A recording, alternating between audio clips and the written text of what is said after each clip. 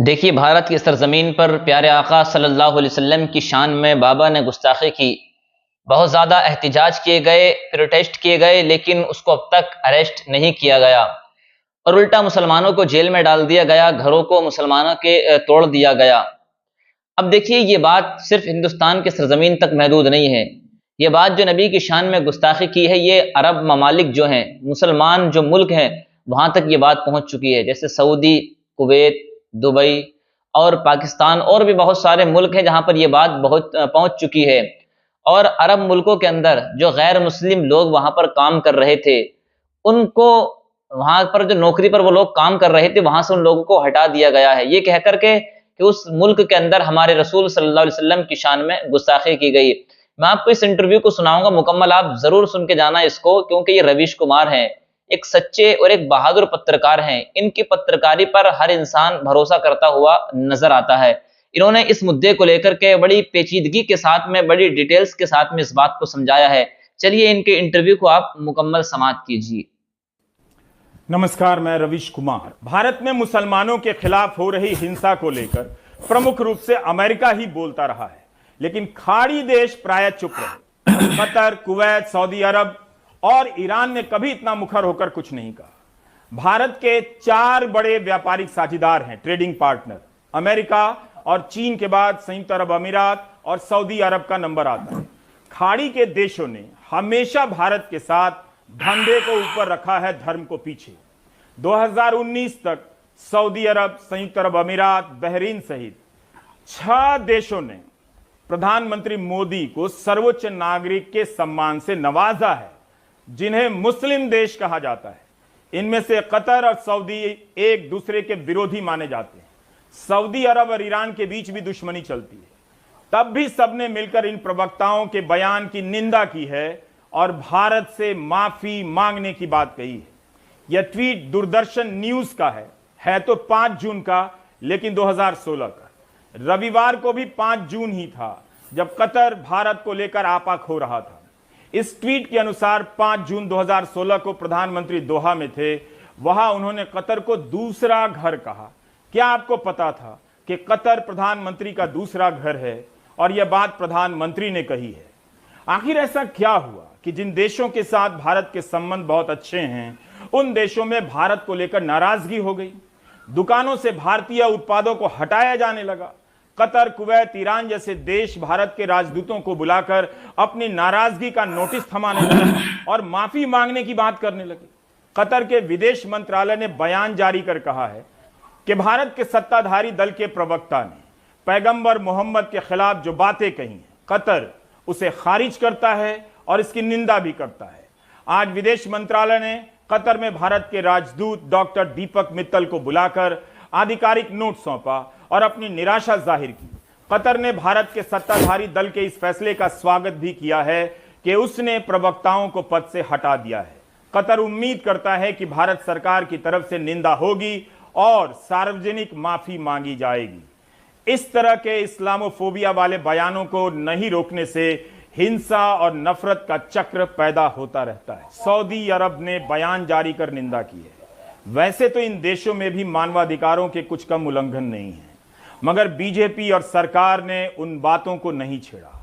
BJP के पास IT cell की सशक्त सेना है, लेकिन बीजेपी ने खुद पर ही कार्रवाई कर ली और सरकार ने बीजेपी के राष्ट्रीय प्रवक्ता को फ्रिंज बता दिया। क्या इसलिए कि भारत के लिए बचाव करना मुश्किल हो गया था?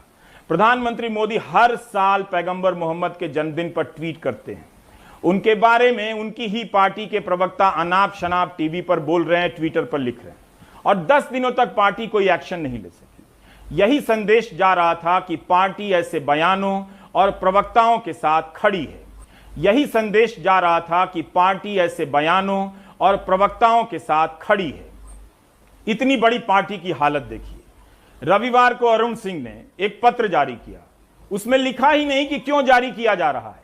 ललित निबंध सा लिखा आया कि भाजपा सभी धर्मों का सम्मान करती है। क्या भाजपा जो रूटीन काम करती है उसका भी बयान जारी करेगी, जैसे भाजपा सभी चुनाव लड़ती है?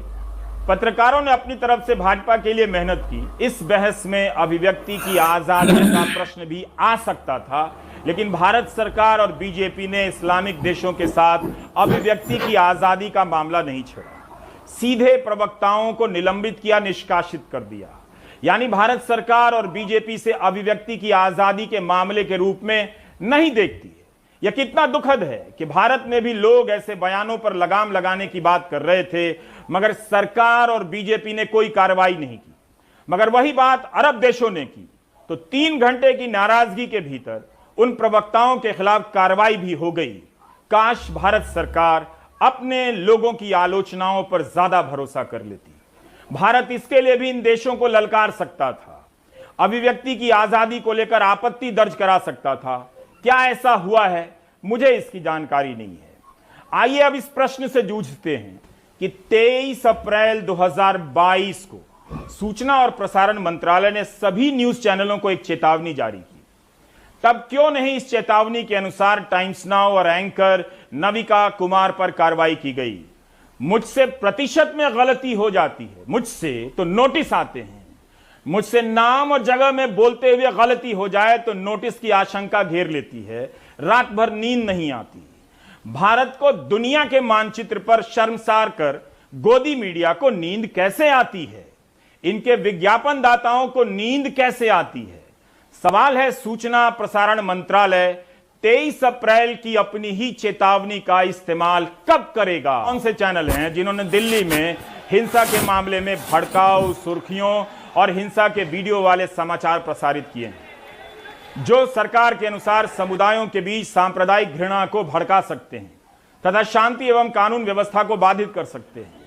मंत्रालय ने निजी टीवी चैनलों को असंसदीय, भड़काऊ और सामाजिक रूप से अस्वीकार्य भाषा, सांप्रदायिक टिप्पणियों और अपमानजनक संदर्भों के प्रसारण के खिलाफ चेतावनी दी, जो दर्शकों पर नकारात्मक मनोवैज्ञानिक प्रभाव डाल सकते हैं और सांप्रदायिक वैमनस्य को भी भड़का सकते हैं, बड़े पैमाने पर शांति भंग कर सकते हैं। ये सब उस एडवाइजरी में लिखा था जो 23 अप्रैल को सूचना व प्रसारण मंत्रालय की तरफ से जारी किया गया था। 23 अप्रैल की इस चेतावनी को देखकर लगता है चैनलों पर कोई असर नहीं पड़ा। सूचना प्रसारण मंत्रालय के पास काफी मौका था, समय था कि वह इस चेतावनी के आधार पर टाइम्स नाउ के खिलाफ कार्रवाई कर सकता था।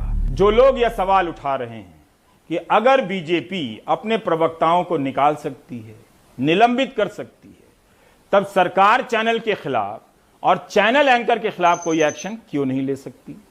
9 मई को भारत के 4 पत्रकारों को पुलित्जर पुरस्कार मिलता है।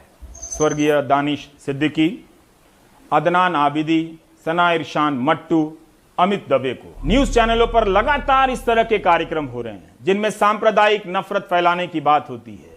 पिछले 8 साल में हर दिन एक नया रिकॉर्ड टूटता है।